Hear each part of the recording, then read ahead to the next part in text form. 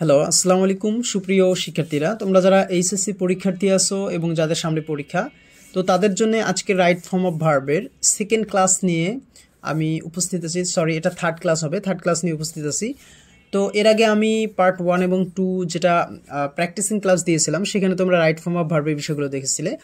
তোমরা যারা এসএসসি শিক্ষার্থী আছো তাদের কাছে রাইট ফর্ম অফ ভার্বের ক্লাসগুলি বা রাইট ফর্ম অফ ভার্ব টপিকটা অনেক বেশি কঠিন লাগে।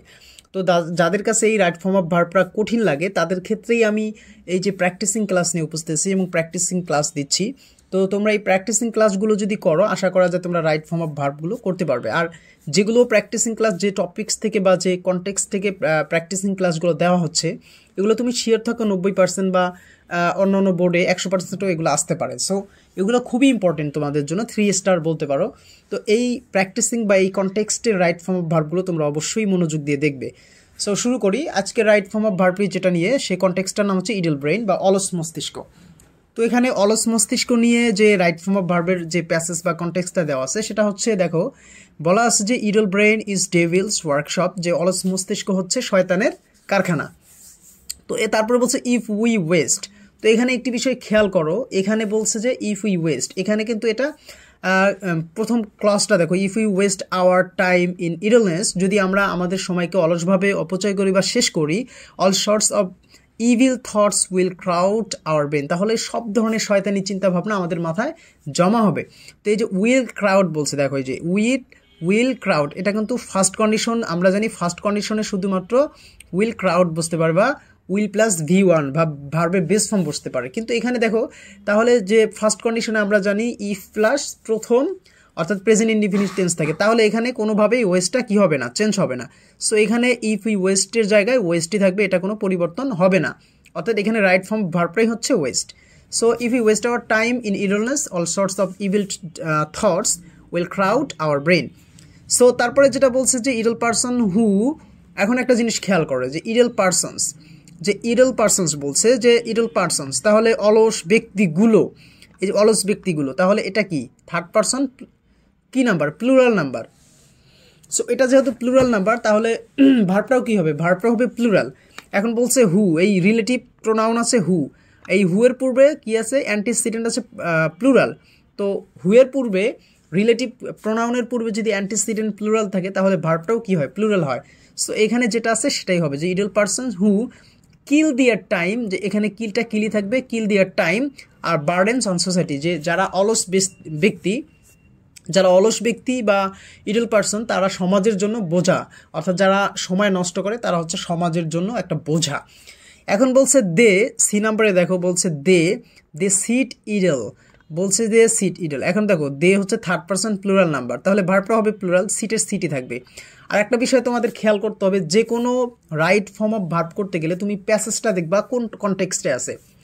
যদি প্যাসেজটা কোনোভাবে প্রেজেন্ট টেন্সের কনটেক্সটে থাকে, তাহলে বাকি বক্তব্যগুলো ম্যাক্সিমাম, অর্থাৎ এখানে বাকি বক্তব্যগুলো সবগুলোই প্রেজেন্ট টেন্সে হবে।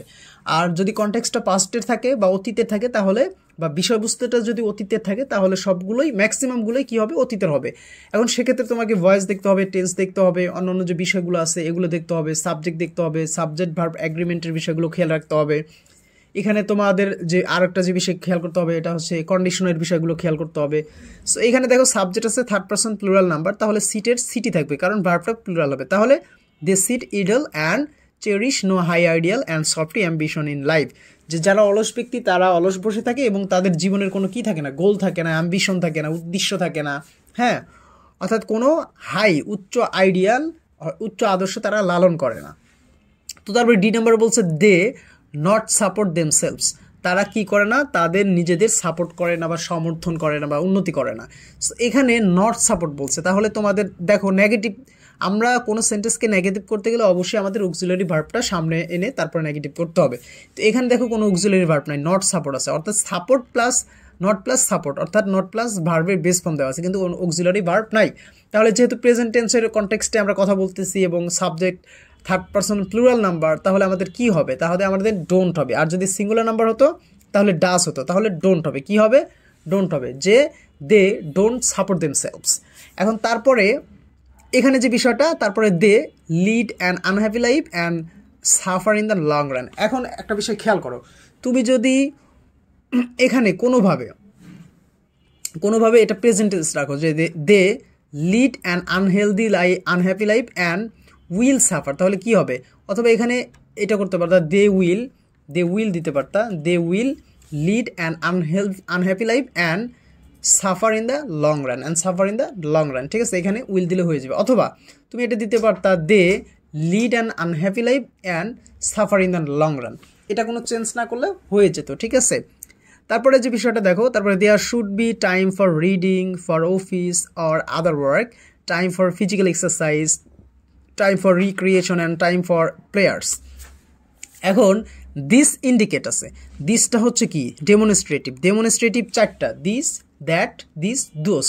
এর মধ্যে দিস এবং দ্যাট এই দুইটা হচ্ছে সিঙ্গুলার ডেমনস্ট্রেটিভ, আর আর বাকি দুইটা হচ্ছে প্লুরাল ডেমনস্ট্রেটিভ, অর্থাৎ দোস এবং দিস।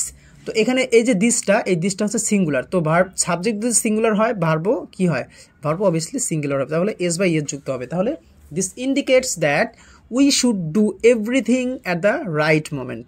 তাহলে কি বলছে? উই লিড, তাহলে কি হবে? তাহলে আমরা কি করতে পারবো? Lead a healthy and prosperous life.